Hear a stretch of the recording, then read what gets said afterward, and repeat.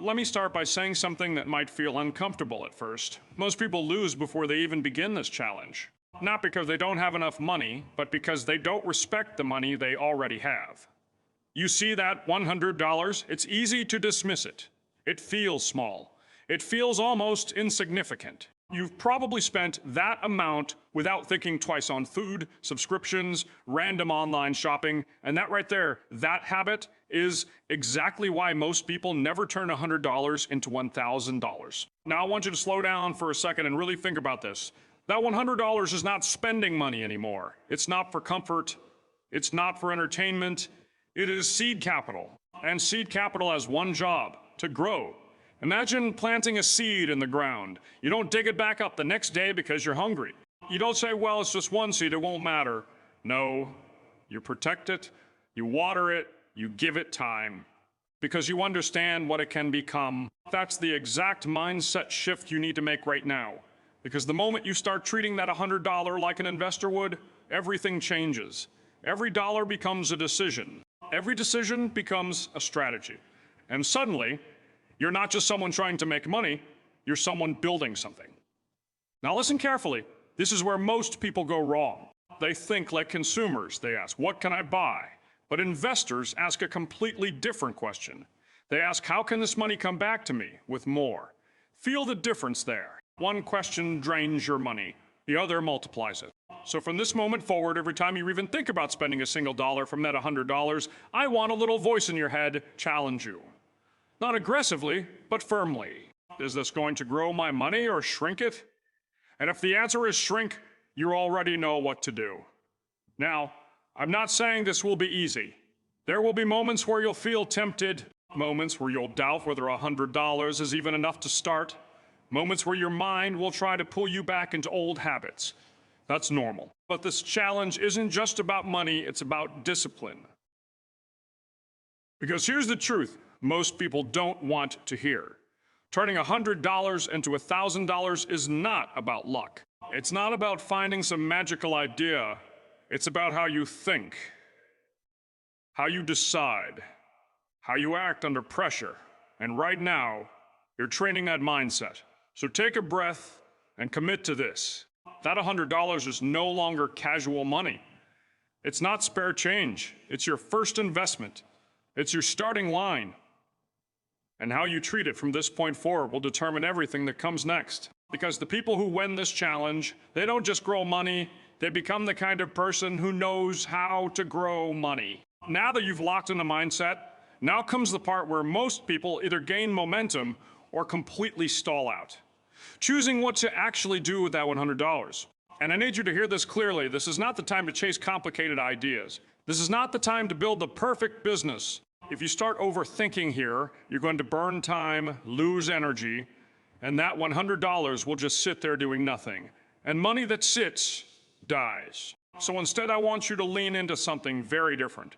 Simplicity, speed, and margin. You're looking for a business model that is quick to start, low in cost, and has the potential to bring money back fast. Not someday, not months from now, fast. Because your first goal isn't to build an empire, it's to create movement. Think about that for a second. Movement builds confidence. Movement creates feedback. Movement shows you what actually works instead of what sounds good in your head. Now let's talk real options, because this is where clarity replaces confusion. One of the fastest ways to start is reselling. Simple, you buy something undervalued and you sell it for more. It could be thrifted items, discounted products, clearance goods, or even things people are giving away for free. The key is not what you sell. It's how you price and position it. And here's the part most people miss. You don't need a warehouse. You don't need a brand. You just need attention and a marketplace. Facebook Marketplace, eBay, local apps, they're already filled with buyers. Another route, services. And this one is powerful because it doesn't even require inventory. You're using your time and skills to generate income. Maybe it's social media management, basic graphic design, writing, cleaning services, or even running errands. People are constantly paying for convenience. Don't underestimate simple work. Simple scales faster than complicated. And there's digital products, small, quick to create items, like templates, guides, or niche resources. This can work But here's the honest truth. They usually take a little longer to gain traction. So if your goal is speed, you have to be strategic about where you spend your time. Now pause for a moment, because this next part matters more than the options themselves. You don't need the best idea. You need an idea that you will actually execute. Because I've seen people with average ideas make money quickly, and people with brilliant ideas make nothing. The difference? Action. So instead of asking, what's the perfect business model? Ask yourself, what can I start today with what I already have? Maybe you already have access to items you can sell. Maybe you already have a skill someone would pay for. Maybe you already know a small problem you can solve. That's your starting point. And yes, it might feel small. It might feel too simple. You might even question if it's worth it. But let me tell you something, and I want you to really feel this. Simple. That gets done beats perfect that never starts. Every single time. So don't freeze here. Don't wait for clarity to magically appear. Pick a direction, commit to it, and start moving. Because the faster you move, the faster you learn. And the faster you learn, the faster that $100 starts turning into something bigger. Now here's where everything either accelerates or quietly falls apart. Execution. Not planning, not researching. Not watching another video hoping for the perfect strategy. Execution. Because there's a dangerous trap that feels productive, but actually keeps you stuck. And that's overthinking. You convince yourself you're being smart, being careful, being strategic, but in reality, you're just delaying the moment where you actually have to act. And acting is uncomfortable. It's uncertain. It's messy. It exposes you to failure. And most people, whether they admit it or not, they're trying to avoid that feeling. But listen closely. If you try to avoid failure, you will automatically avoid success. Because in a challenge like this, speed matters more than perfection. Not reckless speed, but decisive action. You make a move, you observe what happens, and then you adjust. That cycle over and over again is what gets you from $100 to $1,000. Let me paint a picture for you. Imagine two people starting this challenge. One spends days, maybe even weeks, trying to get everything right. They research endlessly, compare ideas, tweak plans, wait for the perfect moment. The other person? They start today, they list a product, they offer a service. It's not perfect. The description could be better, the pricing might be slightly off, but it's live. Now pause and ask yourself, who is closer to making money? It's not even close, because the second person is already in the game. They're getting real feedback. Maybe someone messages them. Maybe they get ignored. Maybe they make a small sale. Every outcome gives them information they can use immediately. That's how momentum is built. And here's something you need to hear without any sugarcoating. Your first attempt will not be perfect. It won't. In fact, it might be awkward. It might feel slow. You might even feel a little embarrassed putting it out there. Good. That's a sign you're actually doing something. Because perfection is just fear wearing a disguise. It sounds responsible, but it keeps you inactive. And inactivity is the fastest way to lose this challenge without even trying. So instead, I want you to adopt a different rule. A simple one. Launch fast, then improve. Get your product listed. Offer your service. Reach out to potential buyers. Do something that puts you in motion today, not tomorrow, not next week, today. And once it's out there, then you refine, you tweak your pricing, you improve your message. You learn how people respond, you get sharper with every move. That's how real growth happens. And yes, there will be moments where things don't work, where you hear silence instead of responses, where something you expected to sell doesn't. Don't let that slow your voice down. Don't let that shrink your energy, because that's not failure, that's data. Every no, every ignored message, every slow day, it's pointing you in a better direction if you're willing to pay attention. So keep your pace up, keep your decisions quick, keep your focus on action. Because in this challenge, the person who wins isn't the one who plans the best. It's the one who moves the fastest and learns along the way. Now let's get into something that quietly determines whether you grow or you run out of money before anything even works. How you use that $100. Because here's the reality. It's not just about what you do, it's about how you allocate what you have. And when resources are limited, every decision carries weight. There's no room for careless spending. No space for I'll just try this and see what happens without intention behind it. This is where you start thinking like someone who knows how to stretch $1 and make it fight for a return. So slow this moment down in your mind. You've got $100. That's your entire engine. If you burn through it too quickly, the game ends early. But if you place it wisely, it starts working for you. Now, most people make one of two mistakes here. They either spend too much too fast, or they become so cautious that they don't spend at all. Both will stop you. So the goal is balance, controlled, intentional movement. Start by breaking that $100 into rolls. Not randomly, but strategically. A portion might go toward inventory if you're reselling. But here's where discipline kicks in. Don't go all in on one item. That's how people get stuck. Instead, spread your risk.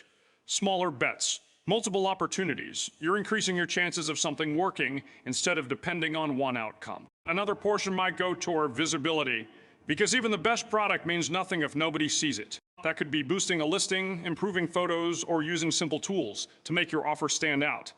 And listen, this part is often ignored, but presentation matters more than people think. The same product presented better sells faster and for more. That's not theory, that's reality. Then there are tools, maybe small, maybe even free alternatives at first. But if something helps you move faster, communicate better, or look more professional, it's not an expense, it's leverage. Now I want you to feel the shift here. You're no longer spending money, you're deploying it. Every dollar has a mission, every dollar needs a reason, and before you use even a small amount, pause for just a second and ask yourself, what is this dollar expected to bring back? Not hope, not guesswork. A reason. Because when you start thinking like this, something powerful happens. You naturally become more selective, more focused, more aware, and suddenly that $100 starts to feel bigger. Now, will every decision be perfect? No. Some things won't work. You might invest in an item that doesn't sell quickly. You might try something that doesn't get attention. That's part of the process. But here's the difference. You're not guessing blindly. You're making calculated moves, learning and adjusting. That's how you stay in the game long enough to win. So don't rush this part. Don't throw money around hoping something sticks. And don't freeze either, afraid to make a move. Be intentional. Be sharp. Be aware. Because when you learn how to control money at this level, turning $100 into $1,000 stops feeling like a challenge and starts feeling like a system. Now this is a moment where things start to feel real, or they fall apart because of impatience. You've made your first moves. Maybe you've made your first sale. Maybe you've seen a little bit of money come back. And right here, right at this stage, most people make a critical mistake. They stop thinking like builders and start thinking like spenders again. They see profit and feel relief. They feel like they've earned something. And before they know it, that money starts slipping away, small rewards, unnecessary upgrades, things that don't actually move them forward. And just like that, momentum dies. So I need you to shift your mindset again, just slightly, but powerfully. That first bit of profit is not your reward, it's your fuel. Let that sink in, because the entire game now is about scaling what works, not restarting, not jumping to new ideas every few days, not chasing something that looks better. You already have something in motion, and your job is to push it further. This is where discipline becomes visible. If something you did brought in money, even a small amount, that's a signal. It's the market telling you there's something here. And instead of ignoring that signal, you lean into it. You ask better questions now. How can I do more of this?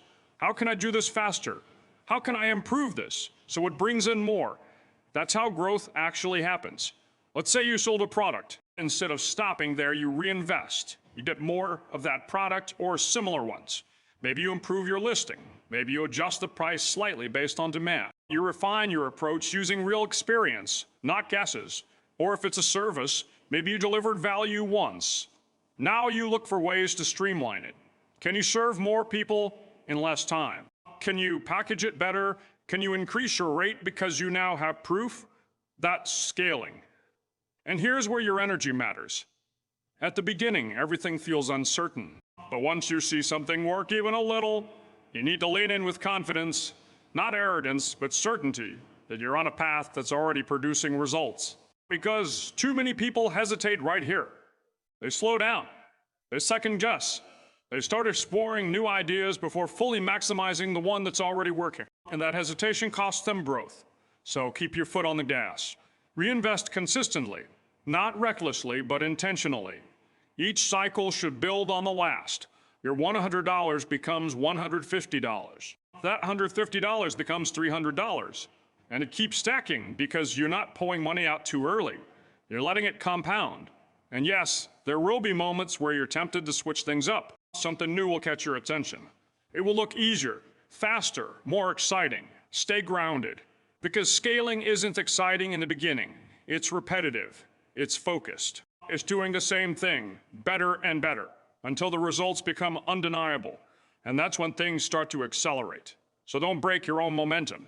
Don't interrupt your own progress. Take what's working and push it further, because this is the stage where $100 quietly begins transforming into something much bigger, not through luck, but through disciplined, repeated action. Now this final piece, this is what separates people who get lucky once from people who can do this over and over again.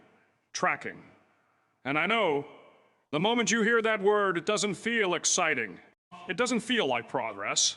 It feels slow, maybe even unnecessary. You might be thinking, I'll just remember what's working. You won't. Not clearly.